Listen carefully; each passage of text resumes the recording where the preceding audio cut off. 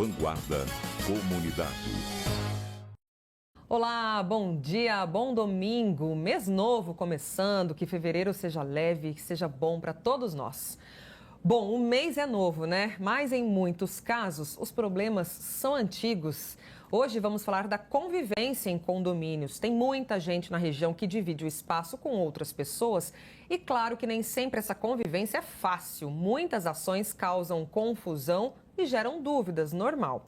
Mas antes, aproveitando aqui esse assunto, eu quero deixar um recado importante. Você que mora em apartamento precisa se preparar. As taxas de condomínio esse ano devem subir em média 10%. É bem mais do que a inflação de 2024, que ficou em 4,83%, segundo o IBGE. R$ 44,00 é o valor do reajuste no condomínio onde a dona Lígia mora há 14 anos. Faz muita diferença, né? Porque eu recebo um salário mínimo. Então eu dependo sempre da ajuda do filho. Por aqui, o reajuste leva em consideração as despesas básicas. Nós temos a questão da conta ordinária, né, que nós falamos, são as contas principais mensais, né, que é a conta de água, luz, gás e funcionários. Então esse valor ele tem um reajuste também média de 6 a 8% anual, Sabesp, EDP. Então eles acabam ultrapassando uma expectativa de valores que nós temos no final do ano. Então eles que acabam pesando um pouco também na taxa condominial. Um levantamento de uma plataforma especializada em gestão de condomínios aponta que as taxas pagas por quem mora em apartamento vão ter alta de 10% este ano. Uma alta influenciada por vários fatores. Nas taxas condominiais também, além das despesas fixas, deve-se constar a aquisição de equipamentos, fundo de reserva, fundo de obra, fundo para reforma, fundo para a aquisição de algum equipamento pesado ou mais valoroso, para que se obtenha esse valor e aí consigam, a massa, né, condominial consiga fazer essa aquisição. Gente, é muita coisa. E já temos aqui o nosso entrevistado do dia. Esse é o doutor Eduardo Rachid, especialista em direito condominial. Doutor, seja bem-vindo. Muito obrigada, viu? Obrigado, Thalita, pelo convite. Um bom dia a todos os telespectadores. Imagina, a gente que agradece. Doutor, temos muitas coisas para falar sobre esse tema, mas queria então começar já falando dessa questão dos valores, né? O que influencia a taxa de um condomínio, né? Sobretudo a alta também, enfim, quanto maior o condomínio, menor a taxa, tá certa essa lógica? Não tem uma matemática exata para isso. E por que esse tema sempre vem à tona no início do ano? Porque todos os condomínios, obrigatoriamente, salvo disposição contrária na convenção, têm que realizar a prestação de contas do que foi gasto no exercício anterior e a previsão orçamentária, o que vai ser gasto no próximo exercício fiscal. Então, quando você vai fazer a previsão orçamentária, o síndico vai tomar como base o exercício anterior, fazer uma média para sair o valor do condomínio. Esse ano, particularmente, o que puxou muito o índice para se ter um aumento considerável das taxas condominiais foram os valores referentes às prestações de serviços, principalmente de portaria, zeladoria, limpeza, que são serviços atrelados pela convenção coletiva de trabalho dessa categoria. E esse ano teve um aumento substancial no dissídio coletivo da categoria. E aí não tem jeito, né, doutor? Quem mora em condomínio são vantagens e desvantagens, né? Vai ter que pagar essa taxa, enfim, não tem saída. Mas aí, doutor, tem que ficar muito atento na questão dos aumentos abusivos. O que configura um aumento abusivo? Olha, o condomínio em si, ele não tem uma regra, por exemplo, quando a gente vai fazer um financiamento de um veículo, de uma casa, a gente já sabe, vai sair o valor X, a taxa X. Condomínio é um pouco diferente, igual você vai pegar o IPCA ou o IGPM, por exemplo, é uma cesta para você chegar naquele índice. Condomínio não tem uma nomenclatura de uma cesta, então você vai pegar o quanto que você vai gastar de jardinagem, limpeza, portaria, segurança, administradora, assessoria jurídica, a parte de engenharia. Então você pega essa cesta e aí você vai calcular o quanto que vai dar. Aí você soma tudo e faz o rateio conforme a fração ideal. Certo. Via de regra, condomínios que têm um número maior de unidade, tende a taxa condominial a ser menor, porque você tem uma diluição maior na divisão dos valores da taxa condominial. Mas aí, doutor, cabe ao condomínio, então, buscar alternativas, fazer uma pesquisa de preço, então, de serviços, para que o impacto seja menor para os moradores, digamos assim, inclusive condomínios que invistam em tecnologia, por exemplo, tecnologia que vá baratear outros serviços, né? Hoje, a saída para o síndico economizar ou otimizar a despesa, ele só vai ter duas saídas, hoje, num primeiro momento. Lógico, é você fazer uma nova cotação de valores, os serviços que vêm prestados, mas sempre não deixar que o serviço seja precarizado e as empresas estejam dentro da legislação, atendendo às normas. Mas hoje não tem como o síndico minimizar a taxa do condomínio sem investir, por exemplo, em tecnologia, principalmente na parte de segurança, e também em fontes de energias renováveis, como energia solar, a reutilização de águas e outras tecnologias que você pode estar barateando o valor do condomínio. Legal, é importante se adequar, se atualizar nessa questão também. Mas, por exemplo, doutor, vamos supor, né? Estou com um problema no meu condomínio, os serviços não estão sendo cumpridos, está sem lá recolher o lixo, está com um problema de falta d'água. Para quem que eu reclamo? Né? Qual é o lugar que a pessoa pode recorrer? O maestro de um condomínio, eu falo que é o CEO de uma empresa, é o síndico e a síndica. Ele é o responsável legal pelo condomínio, por todo o organograma do condomínio, das execuções das tarefas, organograma de trabalho, manutenção, conservação predial. Então, ele é o maestro, é ele que vai reger. E ele, como maestro, ele tem que pegar e compor uma equipe muito capacitada, formada para que atenda os anseios da coletividade ali, do condomínio. Até chegou uma pergunta aqui do nosso telespectador, Valdemir Alves. A pergunta dele, só o síndico administra o condomínio? No caso, só o síndico, mas com uma equipe, então. Ou tem condomínio que não precise de síndico, doutor? Não, obrigatoriamente o Código Civil exige a figura do síndico ou da síndica. O síndico, ele tem, vamos supor, dentro do condomínio, o apoio. O apoio, ou ele tem condomínios que têm a função do Conselho Fiscal ou Conselho Consultivo, que também é composto por moradores. E aí o síndico vai ter a assessoria desse grupo na gestão do condomínio. Legal. Mas, via de regra, o síndico ele tem o poder, vamos por atribuição à prerrogativa, de contratar uma administradora de condomínio, um engenheiro para avaliar a saúde da edificação, as empresas prestadoras de serviços. Lógico, sempre respeitando, está na moda, às vezes, falar do superávit fiscal ou não, levando para a vida do condomínio. O síndico ele tem que sempre estar ali atrelado. O que foi autorizado na previsão orçamentária, o que eu posso realizar para estar sempre compatível com aquela linha de gasto de investimentos. E fazer tudo certinho, né? Chegou mensagem aqui da Lígia, até não tem o sobrenome dela aqui, mas é a Lígia. O que fazer com o síndico que deve cumprir obrigações da convenção e não faz? Então, assim, o síndico está deixando a desejar. Eu vou na administradora, é isso? Na verdade, não. Assim, a administradora ele é um órgão auxiliar do condomínio em si, mas ele, particularmente a administradora, ele cuida das finanças, gerencia as finanças do condomínio, verifica se o síndico está respeitando a previsão orçamentária ou não, se está a parte de pagamentos de contas, despesas, recebimentos, geração de boletos. Ele não tem o poder de decisão de atuar, a legitimidade jurídica para atuar numa destituição de síndico ou não. Então nem poderia receber essa reclamação, digamos assim. Ele pode até receber, mas o aconselhamento que eu dou sempre para o morador, até mesmo hoje é muito comum. O síndico antenado, ele está muito com a tecnologia ao lado dele. Hoje é muito comum, grande parte dos condomínios terem aplicativos, onde você pode chegar, fazer a sua queixa, a sua reclamação e até elogio, que o síndico gosta também. E vai gerar o número de protocolo, a data que saiu aquela reclamação. E aí o síndico ele tem uma ferramenta para saber aonde que ele está pecando, onde que ele não está pecando, aonde que o condomínio prefere, por exemplo, um investimento numa academia, numa quadra. Então você tem um livro de ocorrência, você tem o protocolo.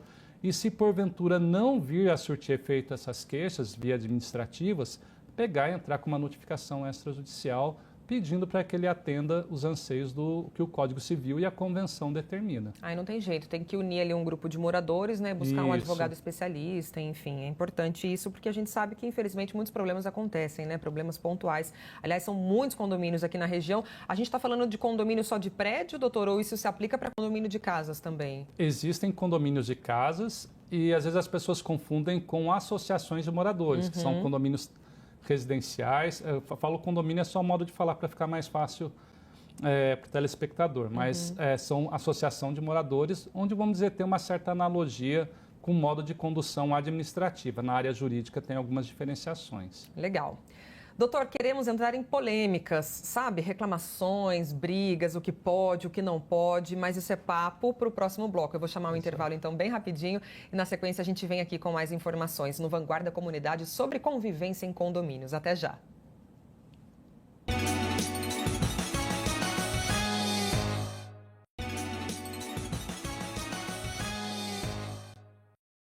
Já de volta e com mensagem de telespectador. Olha só o que o Juliano Coelho mandou pra gente. As brigas de condomínio se resumem aos 3 Cs: carro, cachorro e criança. Só que o doutor já me adiantou que, na verdade, são 5 Cs, né, doutor? Quais são esses Cs, então? Eu incluo cano e cigarro. Ai, meu Deus, cano e cigarro. Aliás, está chegando pergunta de cigarro aqui. Mas vamos lá, então, doutor. Esses 5 Cs, né? A gente está fazendo uma brincadeira, mas isso é um assunto sério. São, então, os motivos de reclamações com base na sua experiência. É o que mais gera problema hoje. É o que são as maiores incidências, propriamente dita, porque dita muito a parte comportamental do condômino. Porque, às vezes, o condômino em si, ele tem, às vezes, o costume, não generalizando, de colocar a síndica e o síndico como vilão da história. Sim. Mas o síndico e a síndica, na gestão dele, dentro do tripé de gestão dele, tem um ente chamado condômino, o morador ou proprietário, no qual o síndico e a síndica precisa da ajuda desse morador para que faça o cumprimento do regimento interno, que são as normas comportamentais, que dita como que o morador deve se comportar, tanto nas áreas comuns do condomínio, quanto na área privativa. E às vezes o condômino não colabora com essa questão aí comportamental. Pois é, né? As pessoas têm que colaborar, não adianta, é conviver em sociedade, é conviver em grupo, gente. Mas aí, doutor, uma dúvida que a gente fica é o seguinte: cada condomínio ele tem autonomia para proibir o que quiser? Por exemplo, um condomínio pode proibir animais de estimação? Pode proibir cachorro? Hoje, atualmente, conforme decisão do Superior Tribunal de Justiça, não. Não pode se proibir você ter pets, ter animais dentro da sua residência. Certo. Entretanto, pode o condomínio regulamentar como que vai ser feito a utilização, a ocupação dos pets nessas áreas comuns. Por exemplo, cachorro não pode passar na garagem, cachorro não pode passar pela grama tal, só tem que dar a volta. Isso o condomínio pode exigir. O condomínio pode regulamentar por onde deve, às vezes, o animal circular. Tá. Tem algumas questões hoje que afetam, que a gente até compreende, que fala que o animal o tutor do animal teria que sair do condomínio para poder passear com ele fazer as necessidades dele. Entretanto, hoje, infelizmente, devido à falta de segurança, às vezes o condomínio acaba absorvendo esses espaços para não colocar o morador em risco fora do condomínio. Mas você pode ditar. É só o tutor do animal ele pensar: eu não posso afetar as regrinhas dos 3 S's, que é o sossego, que é a saúde e que é a segurança. Ele pensando nesses aspectos em prol dos demais vizinhos dele, eu creio que ele vai ter uma boa convivência dentro do condomínio e poder usufruir do seu pet. É muito questão de bom senso, né, gente? Por exemplo, vai descer com um cachorro, o cachorro, ele não tem consciência, então, às vezes, ele vai fazer as necessidades em qualquer lugar. Poxa vida, o tutor também, ele não tem que ser, julgado por causa disso. Se ele levar uma garrafinha de água e já limpar ali imediatamente, está tudo certo, né? Eu acho que todo mundo vai se adequando. O senhor falou dos S's, tem a questão do sossego. Olha a mensagem da Paula da Milano. Aqui o povo briga porque o cachorro late. Gente, cachorro vai latir, assim como o bebê vai chorar, né, doutor? O que, até complementando essa questão, o morador, ele tem que ser, o tutor do pet, ele tem que também seguir algumas regras, que hoje a gente tem uma infringência com relação principalmente à segurança. Qual que é a segurança? Porque às vezes o tutor, ele acha que o animal dele sempre é manso, que o animal dele não vai atacar ninguém. Sim. Então ele tem que ficar atento assim. Tem animais de grande porte, tipo um Rottweiler, um Pitbull. Já tem uma legislação, tanto estadual quanto federal, obrigando esses cachorros a utilizarem focinheira. Todos os cachorros têm que estar usando coleiro ou encurtadeira. Dispositivos de segurança para que não tenha nenhum incidente, até mesmo para a segurança do próprio animal também. Por exemplo, uma encurtadeira para que não seja preso no elevador, para a segurança de todos. Com relação ao barulho do latido, a gente tem que observar, será que não é porque ele deu um latido que você já vai pegar, advertir ou multar um morador.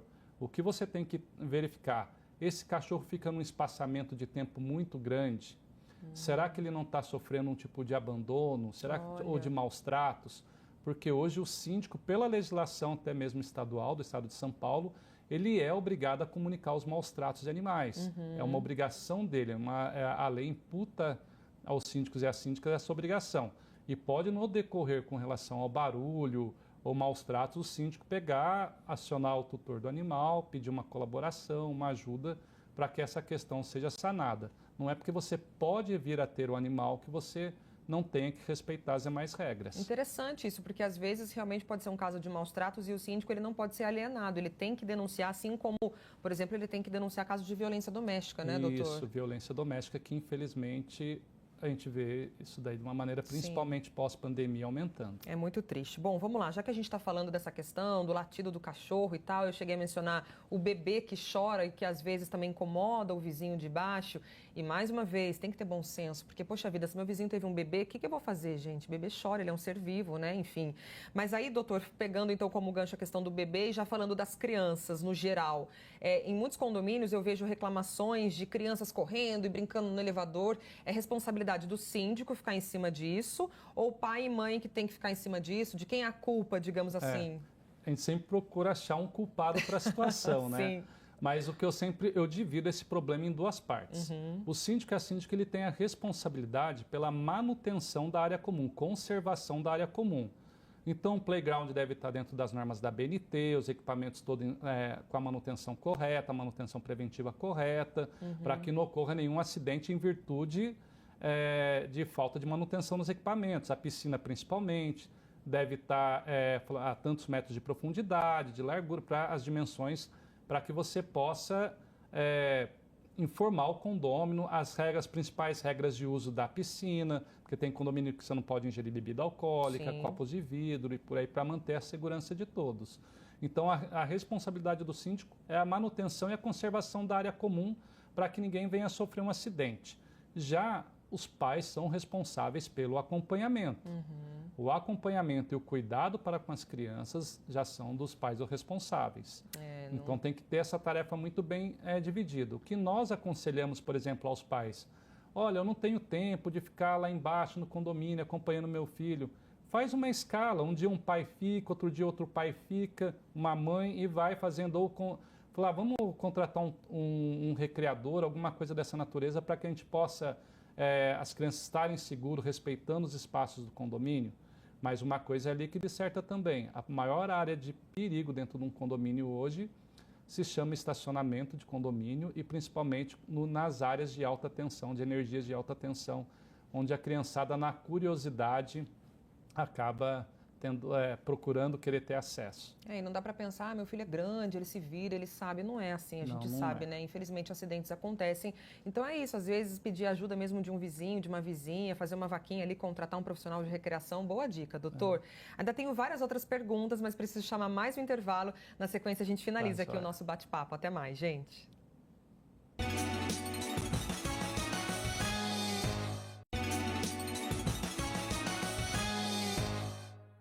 De volta com o nosso programa, muito obrigada pela sua companhia. Doutor, está repercutindo aqui algumas questões de condomínio. Doutor, vou voltar aqui com 2 casos. A primeira mensagem, a gente não vai nem identificar para preservar mesmo a mulher. Ela disse: vizinho sem vergonha me espiando pela janela, espiando na janela da gente. E já trazendo uma outra mensagem aqui, de um caso bem sério, Cristina Andressa falou assim, pessoa racista, vizinha racista, uma senhora nunca deixava meu marido entrar no elevador com ele, meu marido é negro. Então, quer dizer, a gente tem 2 casos bem distintos, né, doutor? Num caso, a gente tem um crime explícito aqui, que é o racismo, e no outro caso, aquele vizinho, assim, inconveniente que fica olhando, mas na hora ele pode alegar, não estou vendo nada, estou na minha janela, enfim, como é que concilia isso, doutor? Hoje tem essas questões, a gente vai separar as duas. Primeira pergunta com relação a estar na janela olhando. As pessoas podem ter acesso ali, podem olhar para onde, vamos dizer assim, dentro da unidade delas, para onde quiserem. O que você tem que tomar muito cuidado, que hoje é comum, é que os moradores eles acham falsamente que estão seguros ao instalar dispositivos eletrônicos, como câmeras, das áreas comuns dentro do condomínio, às vezes da porta dele, da sacada dele ou da janela dele. Dependendo da onde pega essa câmera, você pode estar violando a intimidade de uma pessoa, que isso daí é proibido. Certo. Outro ponto também que os moradores acham que estariam seguros é do síndico disponibilizar as imagens das câmeras do condomínio no celular dos condôminos, porque hoje você tem aplicativos que possam fazer. Sim. Aí você me fala, por que é uma falsa sensação de segurança?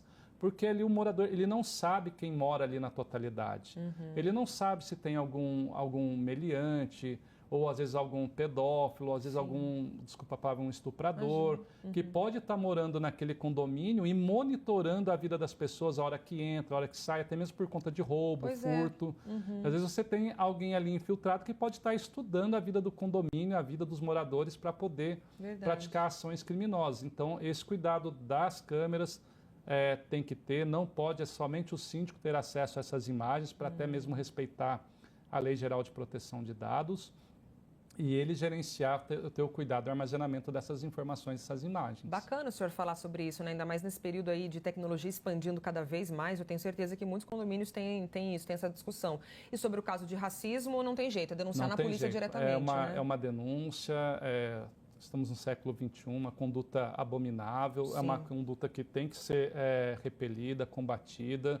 E esse tipo de comportamento só é um reflexo do que a sociedade acaba passando hoje, mas é crime e não pode passar impune. É lamentável, né? A gente ter que falar sobre isso. Doutor, nosso tempo está acabando. Meu Deus, eu tenho tanta coisa para repercutir com o senhor. O senhor falou da questão da vaga de garagem, né? Que causa também a questão de... Como que era? Era o C de... Não. De carro. De carro, verdade, é isso. C de carro. Muita gente fala, eu vejo problema... Esses dias me falaram que o morador passou com o carro dele, aí o portão automático ele fecha. Então, o de trás tem que passar lá de novo para abrir, mas o morador foi na sequência, o portão caiu em cima do carro e aí é briga. Às vezes também gente que para na vaga do vizinho, rapidinho, eu vou parar aqui só para pegar um negocinho no apartamento e bem nessa hora a pessoa chega. Isso. São muitas questões que envolvem isso, né, doutor? São muitas questões. Hoje, particularmente, que eu vejo a infração maior, infelizmente, são condôminos, moradores utilizando a vaga de PCD, que é uma vaga que não é dele. Igual nós vamos em shoppings, em supermercados, tem as vagas específicas para PCD, mulheres grávidas, idosos. Só te interrompendo, então, condomínio também é obrigado a ter vaga para PCD? Obrigado. Tem a partir não me lembro o ano da lei, até mesmo o municipal aqui de São José, também tem nas outras cidades da região, que a partir dos novos condomínios você tem que ter a vaga de PCD para você estar... Mas a vaga de PCD não é do morador. A vaga de PCD é do visitante que vai ao condomínio. Entendi. Às vezes, então, uma pessoa recebe ali um amigo PCD e ele tem total direito, né? Essa obrigação de parar ali e todo mundo tem que respeitar. Isso, o que não pode é o condômino, que infelizmente tenha aquele problema de saúde ou a redução da capacidade física dele, se utilizar da vaga, porque ela é destinada para visitantes portadores de necessidades especiais. Entendi. Se nesse caso houver um morador, né, que tem alguma ali necessidade específica, precisa fazer uma adequação, é bom conversar com o condomínio, de repente fazer uma obra, uma mudança ali na vaga dele, uma troca, né? Isso daí. E o principal também ocorrência é o quê? Que eu falo mais para os motoristas em si. Tomar cuidado principalmente com as crianças, porque às vezes acabam correndo, atravessando, vão brincar de esconde-esconde, esconde embaixo do carro, e quando você vê, você não observou embaixo do teu carro se tem alguém ou não, e acabou saindo, mas estacionamento de condomínio é uma área que você tem que ter muito cuidado. Fica o alerta, então, para todo mundo, né? Porque o doutor é especialista, ele está acompanhando, ele vê todos os dias problemas do tipo, então é bom as pessoas refletirem sobre isso. Gente, resumindo tudo que nós falamos hoje, educação e bom senso, sempre. Doutor, tem várias outras questões, a questão de pendurar roupa na janela, de colocar varal na sacada, mas nosso tempo acabou. Me comprometo aqui a chamar o senhor de novo para fazer a parte 2 depois, tá, doutor? Porque tem muita coisa, né? A gente vai ter o prazer de voltar sempre, foi muito bom estar aqui. Obrigada. E a gente sempre pede para o morador, para o condômino, sempre estar auxiliando o seu síndico. Ele pode ter certeza que ele vai querer o melhor para você. Então, seja um apoio, um braço para ele aí na gestão do condomínio. Excelente recado. Obrigada mais uma vez, doutor. Bom domingo, boa semana, gente. O Vanguarda da Comunidade volta no domingo que vem. Tchau, tchau.